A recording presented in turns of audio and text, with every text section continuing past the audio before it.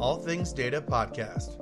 In the spirit of Daniel Kahneman, Peter Diamandis, and Google Moonshots, brings together leading data scientists, technologists, business model experts, and futurists to discuss how to utilize, harness, and deploy data science and data-driven strategies to enable digital transformation. The hosts are Dr. Manjeet Rege, Associate Professor of Data Science, and Dan Yarmoluk, Director of Business Development of IoT and Data Science. The podcast is produced by the Graduate Programs of Software of the University of St. Thomas in St. Paul, Minnesota. You are listening to the All Things Data podcast from the University of St. Thomas campus. My name is Manjeet Rege. So this is a show where we talk about data science, big data, and IoT. With me is my co-host, Dan Yarmoluk. Good afternoon. How are you doing? And also, we'd like to welcome our guest, Jagannath Rao. Jagannath is the Senior Vice President of Data Services Digital Factory Division with Siemens. He's worked with Siemens for 32 years, has an educational background in electrical engineering, and a graduate degree in artificial intelligence, and his role is currently developing the IoT strategy for Siemens IoT solution, Mindsphere, and the go-to-market models for it in North America. Welcome, Jagannath. It's an honor to have you on the show. Hi, Manjeet. Thank you very much for having me. Okay, well, we're going to jump right into it. We wanted to talk, kind of pick your brain on what's happening in the world of IoT, where you think the value is and the solutions offered by Siemens and how people can play. So I'll let Manjeet go into these questions right here. So Jagannath, can you talk to us a little bit about Mindsphere, which is a cloud-based operating system for IoT, and how it has evolved and the motivation for a company like Siemens to come out with an offering like Mindsphere? Sure. So let me start with what Mindsphere is. Mindsphere has been designed to be, we call it an end-to-end solution. It's actually positioned as an open cloud-based Internet of Things operating system. The idea here was that, especially if you look at the industrial world, the manufacturing world, the manufacturing world has been generating data forever. As long as there have been automation systems, control systems, the data has been generated. Unfortunately, the richness of this data has never been harnessed. And so Siemens took upon itself in today's age of IoT and related compute power and the AI technologies available to build a solution where we can connect shop floors, machines, devices on shop floors, plants, get data into a cloud environment, and then use all the industrial knowledge we have gained over the years to build a software as a service layer on top where applications can be developed. There's one twist to this whole thing. We decided early on that if this has to be successful and if the industry really has to gain out of this, harnessing the richness of the data, we said this system has to be open. And so we actually kept this as an open system. I don't mean open source. I mean open in terms of being hardware or vendor agnostic, open in terms of interoperability. And so Mindsphere has been designed to be a system which can do those analytics on all the data we're getting on from the shop floor, then do all the nice things like predictive maintenance or optimizing processes on a shop floor, and even look at the whole supply chain and logistics part of manufacturing. So that is the whole idea behind Mindsphere. It is truly an IoT operating system and focused largely on the industrial arena. That sounds really interesting. Are there similar offerings by other companies like Mindsphere? There are. There are other systems which are there, but a lot of them are niche players. What we also wanted to take advantage of was, being the leading company in automation technology around the world, we also wanted to take advantage of the large install base that we have. So that is unmatched compared to most of our competitors. So while there are players out there and there are more and more systems and technologies evolving, on a scale of an end-to-end solution, I believe we are one of the handful, maybe one or two. Yeah, that's really interesting. I mean, I've been acquainted with Siemens products for a while and its rich industrial history. Um, can you go into what you feel the differentiation is? I mean, one thing that comes to mind is people are unaware that Siemens now is one of the largest software companies in the world. Some people are saying, CTO Roland Bush was saying in the top five with all your acquisitions, Mentor Graphics out of Oregon. So, I mean, can you talk about that? I mean, how you've taken your industrial machinery knowledge and then combined it with this acquisition and knowledge in software engineering? Sure. And let me take you back a little in time. I mean, if while we have been, you know, building and manufacturing these machines, be they motors, be them control systems, be them automation systems, all of them have always had embedded software in them, either for the control system part of it, or the monitoring part of it, or just the SCADA and the visualization part of it. But they've always had embedded software. So there has been in the company a DNA of software, uh, largely embedded software and automation related software.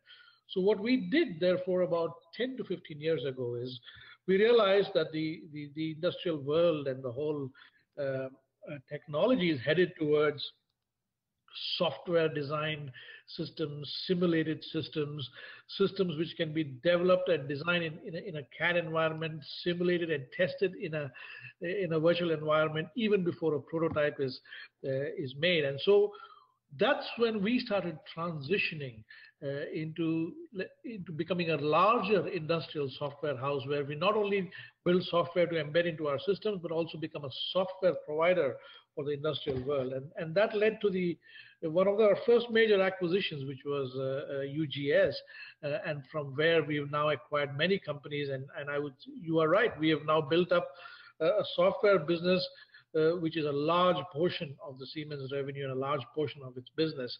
And we want to be one of the leaders in this whole digital revolution that we are seeing around us today. Yeah, and one of the things that I was most impressed with as you were talking about Jagannath is the history of Siemens and the commitment to technology over time. So when we dig into that, I had some interesting revelations with how you've used artificial intelligence and deep learning for decades. And we have to go back and remember that, maybe you can comment, Manjeet, as a professor here, but artificial intelligence went through a peak and then it lulled for a while, but Siemens had the wherewithal to stick it through and been able to productionize deep learning onto things like uh, turbine engines and predictive analytics and deep learning, machine learning. And that is something to say because, while people are starting to tinker in it, um, Siemens has been deploying this again, like you said, embedded engineering or embedded software, internal initiatives, but that shows a lot of sophistication and experience to be able to push the digital transformation in the industrial IoT very far if we can focus and harness this complexity. Right. So, I mean, artificial intelligence has been around since the 50s, and over these many years, it has gone through what we call AI winters, where, for a while we thought that, it is possible to develop a much more generalized intelligence, kind of like what humans do. And then many approaches have come out, and then, there have been some period in between where not a lot of development in that particular AI field has happened. So a subfield of AI, machine learning, and then within that, you have neural networks. For a long time, this backward propagation algorithm, which was trying to come up with weights for figuring out the weights of uh, how do I connect the forward layer to the front layer to the middle layer to the end layer, for example. Um, and then with deep learning, which is an advanced stage of neural networks where you have multiple hidden layers. So in the past 3 or 4 years, there has been a lot of development in that particular subfield, where a number of advanced algorithms have come out, which help us figure out these weights between these multiple hidden layers. And with Mindsphere, and you can speak to it, Jagannath, I believe there is also uh, AI and machine learning part of it, right? I mean, since this is like a operating system, you could have apps which can be customized to different tasks, such as AI, for example. You're right. I mean, Mindsphere has been built with the idea of exposing all those analytical tools, the machine learning algorithms, the deep learning algorithms, and all those will be part of the system available for developers who develop applications on this. And very much we expect, as I mean, we have to say that Mindsphere is still in its infancy, but we expect that as it evolves and as the customers get used to exploiting the platform and the data and what they learn from that, the use of AI will become more and more prevalent. In fact, I would always say that 5-10 years from today, there will be a revolution where manufacturing will become more or less autonomous, and then this whole industrial Internet of Things will be the foundational pieces for that journey. But I also wanted to say something about what Dan mentioned about Siemens and its history of employing or applying some of these technologies way back. And you're absolutely right, Dan. So one of the reasons why we've been able to do that is we are one of the few companies who have consistently, I would say, I mean, we are more than 170 years old, and I would say forever, ever since I have known Siemens, we've been reinvesting a large part of our earnings back into R&D, and we've always had a very robust corporate technology team where we did both fundamental research and applied research. And so deep learning, which is what is known as deep learning today, basically, as Manjeet described, application of neural networks, but doing more brute force learning with large data sets, is something that was practiced by Siemens in its labs, in R&D, and then deployed in various forms for its, like you mentioned, for the turbine cases. So that has been an ongoing thing. We never, even though the AI and the machine learning algorithms kind of faded in the 80s and 90s, largely because of not enough compute power, not enough storage or repositories, not enough bandwidth and connectivity. All that has changed now, and so it's come back to vogue. And because we sustained with it through, we are now reaping the harvest of having been in that field for such a long time. Now, since Mindsphere is a cloud-based OS, can a company develop its own apps and kind of customize it to its own needs? Absolutely. That's the whole purpose. The whole purpose is the ecosystem on top is open. We expose APIs, and these APIs enable anybody to develop applications. So if there are companies which want to connect their machinery and develop their own apps because they have the domain know-how and the expertise on what they want to optimize and what they want to infer, they can do that and they can run it. I mean, that's the whole idea. There could be Siemens would be developing apps. Apps will be developed by companies who run their plant and machinery, and apps could also be developed by other third party who have domain expertise and would like to capture that domain expertise as applications and put it on the platform. So various models are possible. One thing that is kind of interesting from a company strategic perspective is where, Siemens is picking its spots, right? And it shows a vision, from the technical team down of these global trends of digitalization, globalization, urbanization, demographic change, climate change, in your key areas of automation, electrification. And, there's just mind-blowing concepts like energy prosumers on a blockchain grid of electricity, if we harness that. And that leadership is very important. You're picking your spots, and it's very impressive. And one of the things, when we get down to the factory level, that I would like you to communicate to the audience is, please describe a holistic view of the digital twin or the digital factory. most people who are hearing about digital twins thinks of a maintenance guy in a windmill, and it can do, it can fix the windmill if there was a problem, but it's much more holistic and strategic and than that, and that's what I have learned over the last couple of years. So can you talk about that, Jagannath? Because I think you guys have the most sophisticated digital twin solution available today. Absolutely, and it is a holistic thing, and you're right. I mean, I would also say it is one of the most loosely used terms without much understanding behind it very often. But let me try to explain this in a simple manner.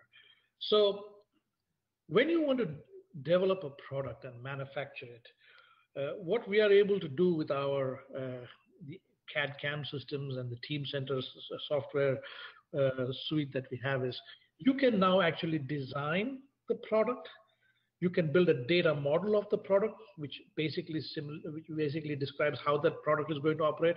You can simulate the operation of that product. You can test that product, and you can do all that in that virtual design world without building a single prototype. If you go back in time, the only way to do something like that was to build a prototype and see how it worked, and then tweak again and build a second prototype. You do away with all that. This whole thing is designed in the virtual environment. And the end of it, when you're satisfied with what you've designed and it works the way it should work, what you basically have with you is a digital data model of that whole product. Yeah, and that is then called the digital twin of the product. So basically you can now, when this product is manufactured and is in the field, you have a real piece of the product operating, and you have the digital twin as a data model always available to you. And I'll explain to you how that is beneficial. Now, once the digital twin or the data model is available, the next thing that you can do with the software suite that we have is you can also design the whole manufacturing process required to produce this particular product. And that is done in the same way, in a virtual world, design world, without having to build anything on the manufacturing plant. And you can design this, you can look for all kinds of ergonomics and everything that is required for the whole value flow and product flow in that manufacturing environment. And once you are satisfied with that, now you can seamlessly roll out the manufacturing into a real manufacturing environment, build the real manufacturing environment based on this design that has been tested, and then produce the product based on the digital twin that you already developed. So now you have the digital twin of the product, and you have the digital twin of the manufacturing process, or we call it the digital twin of production. So having both these, and now the real production is also happening, what happens next is this product goes into the field and it's being used, right? Now this is where Mindsphere comes into play, because these products can now be connected to the Mindsphere platform, where it's getting true operational data, which you can then harness, and then which you can get an insight into the operation of that product. And through that whole process, you build a third data model of the performance of this operational product, and that is called the digital twin of performance. So now you have three data models and three digital twins. One is of the product, one is of the production, and one is of performance. And if you can loop back and plumb back from the performance digital twin back to the digital twin of the product and see how was it designed, how is it operating, is it satisfactory, what can I tweak in this model to make it even more efficient and roll out a better product. Holistically, this is what the concept of a digital twin is, and Siemens actually provides the complete wherewithal to do this whole thing. It's a very, very fascinating concept. Yeah, that's a really nice explanation, Jagannath. Now we have heard of some other terms along with Mindsphere, such as Mind Apps and Mind Connect. What role do they play in the overall Mindsphere ecosystem? Right. So Mindsphere as a whole is a suite, I would say, and there are three layers built into it.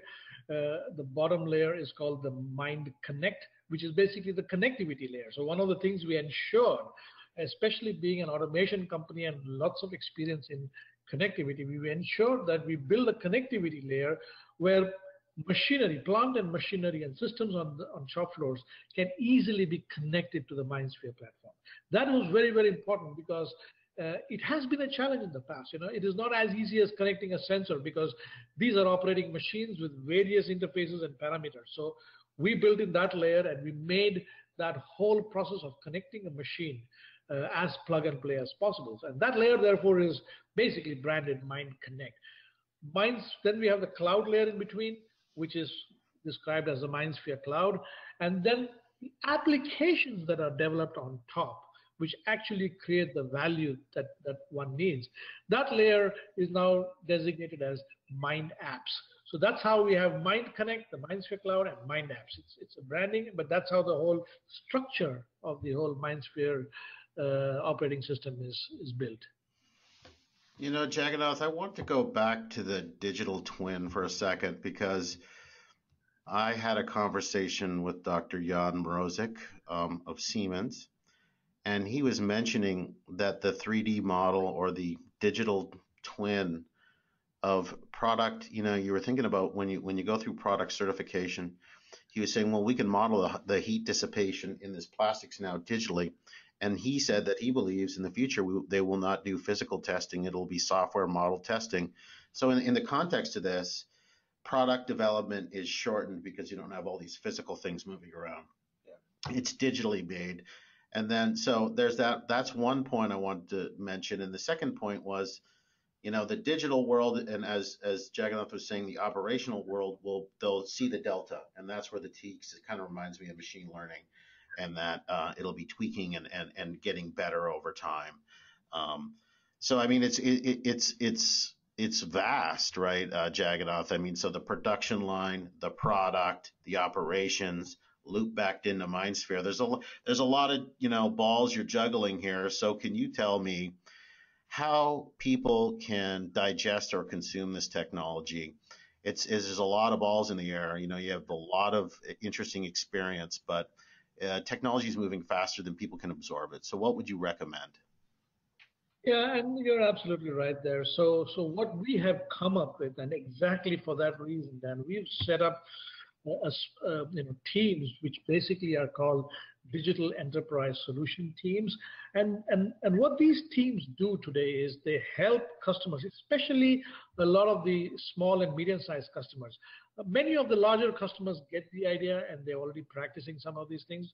But for all these customers, this digital enterprise solutions team, they go out and they work with our customers to start understanding what in their plant today exists, what can be digitalized, and sometimes it may be a complete holistic digitalization, sometimes it may be bits and pieces, sometimes it may be just the step one of creating the foundational elements so that you can take the next step of starting to digitalize your process. So we have these teams who basically, therefore, and they have for lack of a better word, I said they have a little bit of an educational program they carry with them.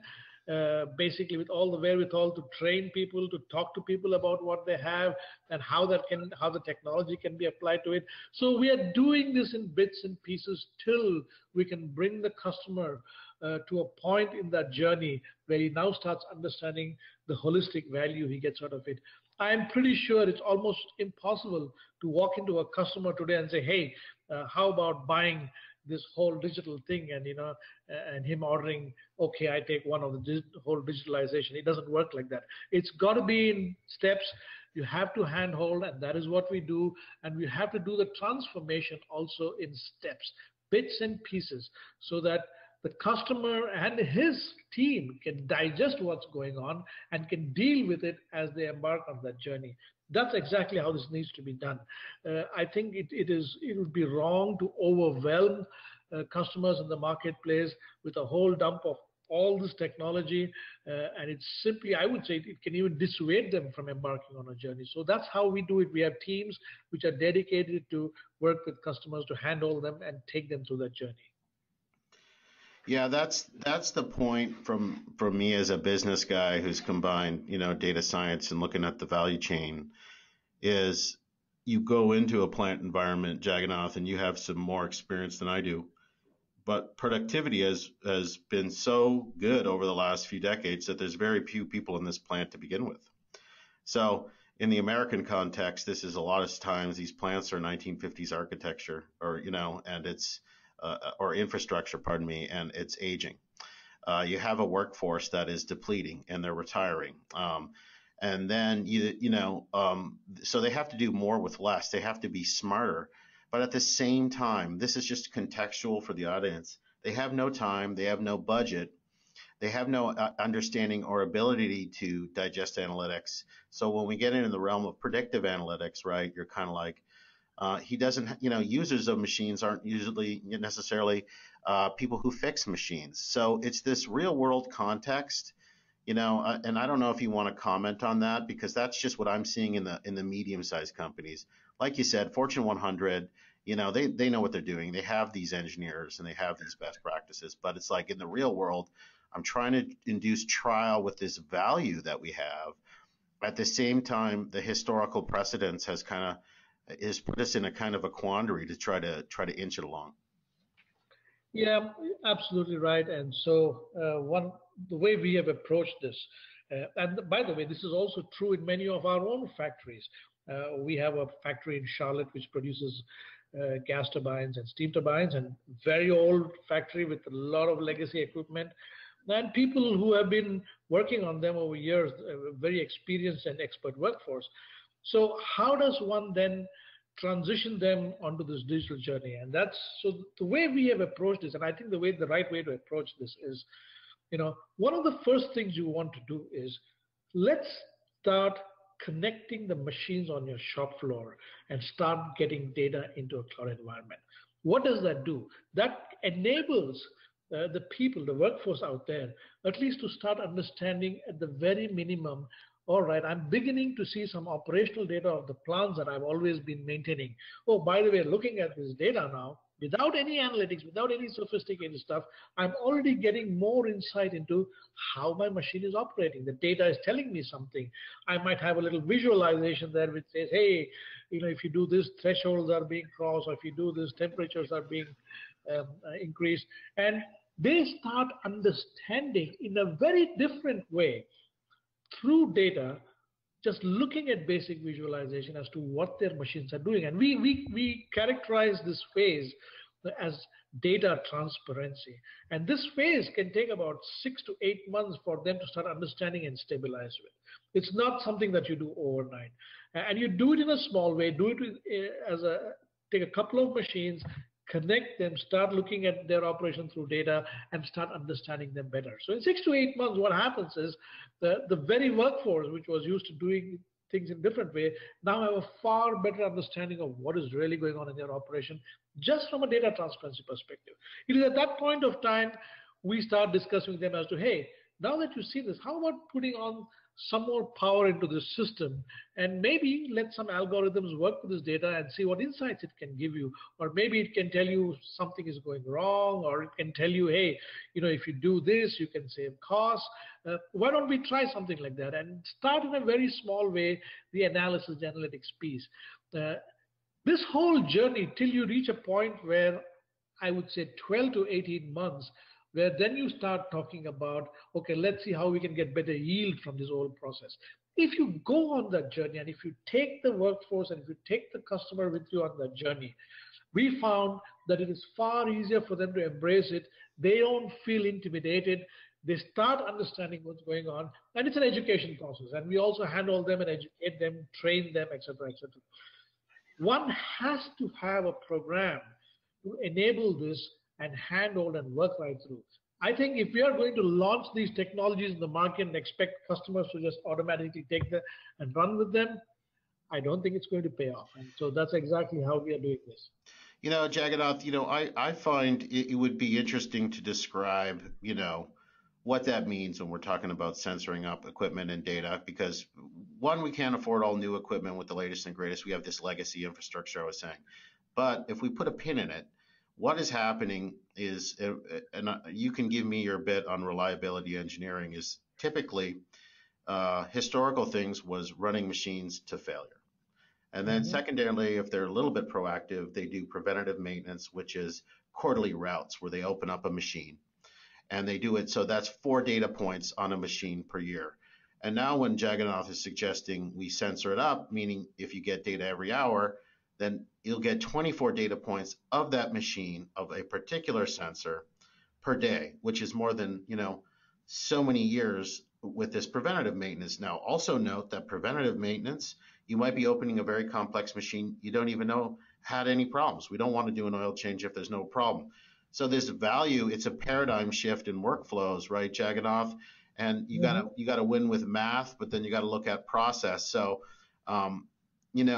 we have to also put in context how Siemens knows machines, and your perspective on reliability engineering, but also that value, because we say sensors and connectivity and then yield, but what does it really mean? I mean, in your mind. Yeah, well, so let's go back to the conventional, the classical way reliability has been addressed. It's always, it's all been addressed via the programs of RCM, or reliability centric maintenance, right?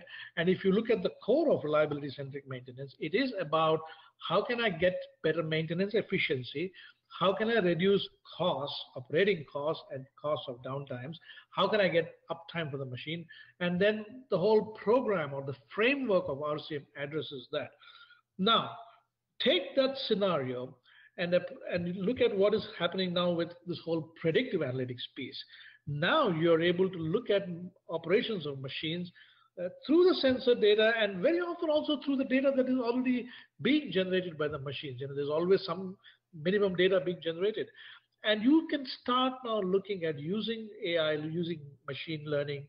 You can start looking at machines and start understanding that they are running into a problem even when they are in their normal operation mode. That means you're able to detect that while it is in its normal operation mode now, I'm seeing signs that it might, 3 months from today, go into an area which is abnormal. How are you able to do that?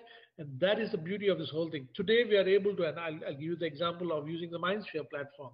If you go into any manufacturing environment today, data sources like CMMS systems, historians, log systems somewhere, the SCADA systems, and then the data that comes from the machine itself, all these are disparate sources of data. They have never been integrated in plants. But what Mindsphere allows you to do, therefore, is allows you to connect these data sources and now take all this data into the cloud. And what you're able to do with machine learning is start looking at all those correlations. What happened when it failed last time? What does my CMMS system say? What does my historian say about alarms and things like that happen? Or what is my data sheet about this machine say in terms of mean time between failures? When was the last failure? What is the operation mode? When you put all this together, and then you start doing things like anomaly detection, you are in a whole different space. And I would say then you're taking RCM to a whole different level using these technologies. I think the framework is the same. The RCM framework still applies. It's just the technologies that you apply now, which takes it to a whole different level. And that is really the beauty of this whole system. So Jagannath, can you talk a little bit about few successful use cases of Mindsphere? We know that you cannot get into details about the name of the clients, but at least in terms of what their business process was, and then how you went about with Mindsphere. Sure, I'll give you one or two examples. So one of the classic examples we have is, we have an OEM who manufactures honing machines. For those of you who don't know what a honing machine is, these are machines that are used typically in automotive plants or in automotive tier 1 suppliers of automotive. And what they do is, what the honing machine does is, it grinds and bores and makes the whole engine case smooth with the required holes and the required fittings, and produces the engine case that goes into our automotives. Now, the quality, this whole thing is done by a head that is mounted on the honing machine.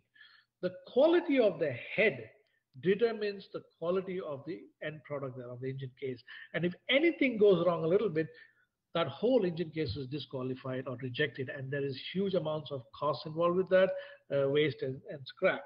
So what one of the honing machines OEMs did is he said, you know what, I'm going to connect my machine to the Mindsphere platform, and I'm going to just collect some basic data points from the head. And they were already getting some data, but they added some additional sensors like shear force on the head, etc., and some of them are derived values. But about 25 to 30 data points they collected from the honing machine. And now they were able to do some very basic analysis, visual analytics actually, on what is happening to that head, what's happening to the shear force, when does current go up, what is happening to temperature. And doing all that, they're able to determine the condition of the head, whether it's in its normal condition or in an operational condition, or is it deteriorating. Now, what would happen historically is that because they didn't know this, they would put in their manuals, after 600 hours, please change the head. This is exactly like when you buy a car. They say after 5,000 miles, change oil. I mean, there's no rhyme or reasoning, maybe just historical data, right? But now with this analysis and with this information, they're able to provide a service to their customers saying, hey, look, I know 600 hours is up, but you can run this for 200 hours more because my data and insight is telling me that this head is still in good condition. Or the other way around, hey, you need to change this, although it has not reached its lifetime, but it has a problem. So that's a classic use case which you could not do if you did not have the ability to connect to these platforms and do these kinds of analysis. Now, the beauty again is, because they're delivering these honing machines around the world, they can connect their whole fleet. And there's a whole application called fleet management, which allows them to do this on every honing machine around the world. So this is a classic example, and there are many such examples. I could spend the whole day talking about it. So, looking ahead, Jagannath, what are you most excited about, be it in IoT or maybe more specifically in IoT? Yeah, I think what excites me most is, first of all, when Mindsphere scales, we look at the possibility of this whole industrial app store up there, a bit like the Apple iTunes, the App Store, but an industrial app store with tens and thousands of millions of applications, which will really benefit the industry. That's one thing that excites me. I'm waiting for the day to see that scaling and evolution. But the other thing that excites me is, as AI grows and as AI becomes more and more applicable, I also see what we are doing today as building some of the foundational pieces for autonomous manufacturing. The way I describe autonomous manufacturing is, you get the order from a client for a product as a data model, as a digital data model. As soon as that comes in, the factory self-organizes itself, the plant and machinery self-organizes itself to produce this piece.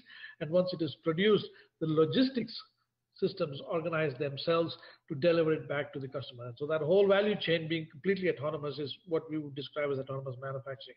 I think some of the work we're doing today, and then the technologies that are available today through AI, a combination of that will really be the foundational pieces for that kind of thing. And I'm excited, waiting for the day when we have true autonomous manufacturing.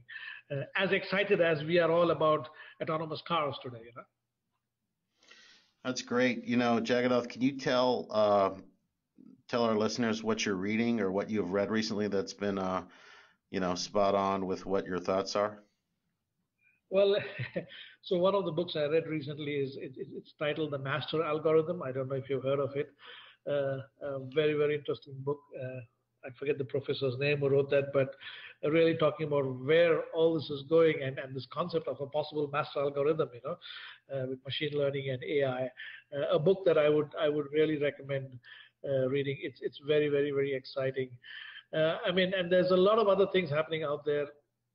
When you talked about neural networks, this whole space of deep learning and what is happening in deep learning is just amazing. It's a day-to-day evolution in that technology. So I try to catch up a lot in that space.